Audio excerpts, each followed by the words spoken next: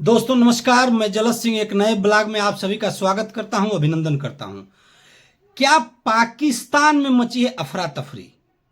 जी हां दोस्तों, आप सभी जानते हैं कि पहलगाम हमले के बाद से भारत की संभावित कार्रवाई के डर से पाकिस्तान में अफरा तफरी का माहौल है।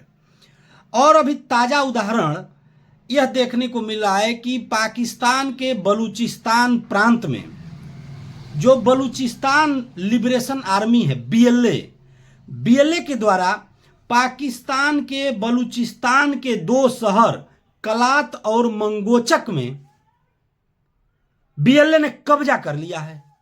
बीएलए बलूचिस्तान लिबरेशन आर्मी के जो लड़ाके हैं वह सरकारी भवनों पर काबिज हैं, सड़कों पर काबिज हैं और पाकिस्तान की सेना यह दोनों शहर छोड़कर भाग गई है।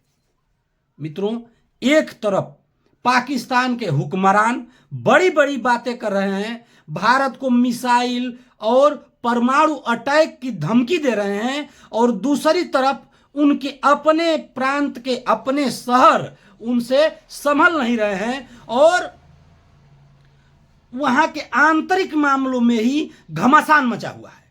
क्या आप कल्पना कर सकते हैं कि किसी देश में और उनके अपने शहर में दूसरे लड़ाके कब्जा कर लें और वह देश सुरक्षित रहे? ऐसा पहले नहीं हुआ है।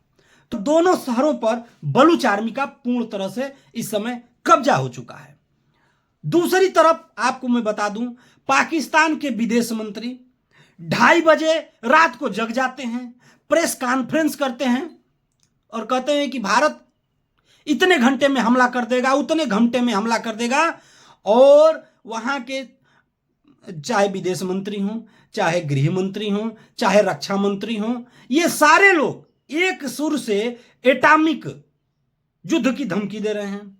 और मित्रों, आपको बता दूं कि एटॉमिक युद्ध पाकिस्तान लड़ ही नहीं सकता, क्योंकि जो उसके पास परमाणु बम है, उसके जो सॉफ्टवेयर हैं वह सारे विदेशी हैं, दूसरे के हाथ में हैं। और खुल्लम बता दूं, वह अमेरिकी हैं, वह काम ही नहीं करेंगे।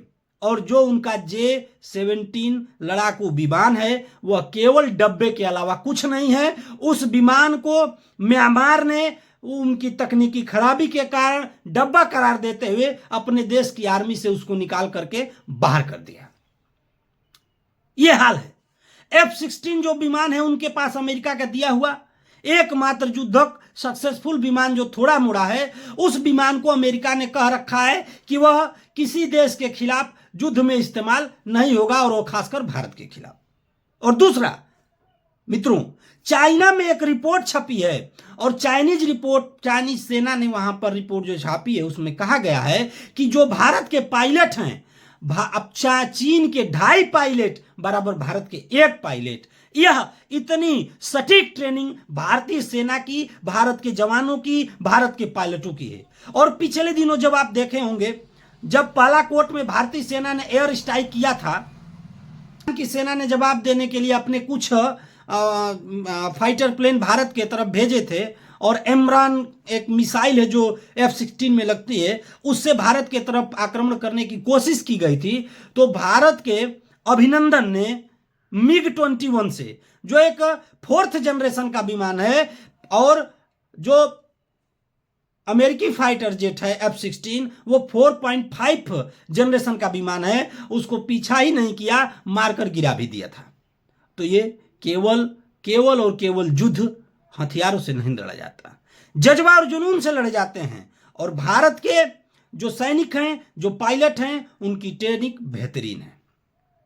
तो भारत में जहां पर अब तक न तो भारत के प्रधानमंत्री ने, न गृह मंत्री ने, रक्षा मंत्री ने, न सेना ने कहीं कुछ एक भी गैर जिम्मेदाराना बयान नहीं दिया है।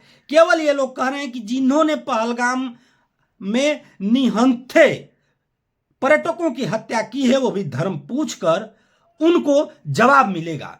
और पूरे भारत में चाहे वो हिंदू हो, चाहे वो मुसलमान हो, सब लोग एक सुर से उसकी मुखालफत कर रहे हैं, उसका विरोध कर रहे हैं। पहली बार हुआ है जब कश्मीर के लाल चौक में काला झंडा लगा है, या मस्जिदों में मस्जिदों से विरोध हुए हैं, और इन पाकिस्तान के पुतले फूंक करके पूरा विपक्ष एकजुट होकर के दो एक छोटे मोटे लोगों का जो गैर जिम्मेदाराना बयान है उसको मैं बहुत गंभीरता से नहीं लेता, लेकिन मूलतः पूरा विपक्ष एकजुट है, पूरी सरकार एकजुट है इस विषय पर कि पाकिस्तान को मुंहतोड़ जवाब देना है। और इसी संभावित, केवल संभावित कार्रवाई के डर से, जैसे पिछले दिनों आप जानते हैं कि एक बार भारतीय सेना ने बॉर्डर क्रॉस करके आतंकवादी ठिकानों को नष्ट किया, दूसरी बार भारतीय सेना की एयरफोर्स ने बालाकोट में जाकर के मसूद अजहर के ठिकानों को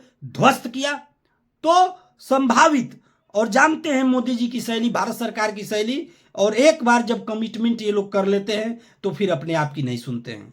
आप रात से में किसी दिन जगेंगे और सुनेंगे कि पीओके अब भारत का हिस्सा घोषित किया जाता है, और हो सकता है कि बहुत जल्दी वहां के विधानसभाओं के लिए उपचुनाव हो, वहां की लोकसभा के लिए उपचुनाव हो, ऐसा आप सुन सकते हैं। और ऐसी हमारी सरकार है, ऐसा हमको विश्वास है। और यह समय है कि इसी बार चूकना नहीं है। चार बांस 24 गज अंगुल अष्ट प्रमाण, ताऊ पर सुल्तान है मत चूको चौहान। इसी नारे के साथ हर हर महादेव कह के, भारत माता की जय कह के इसी बार संपूर्ण रूप से आतंकवाद का सफाया करने का समय आ गया है। जय हिंद, जय भारत।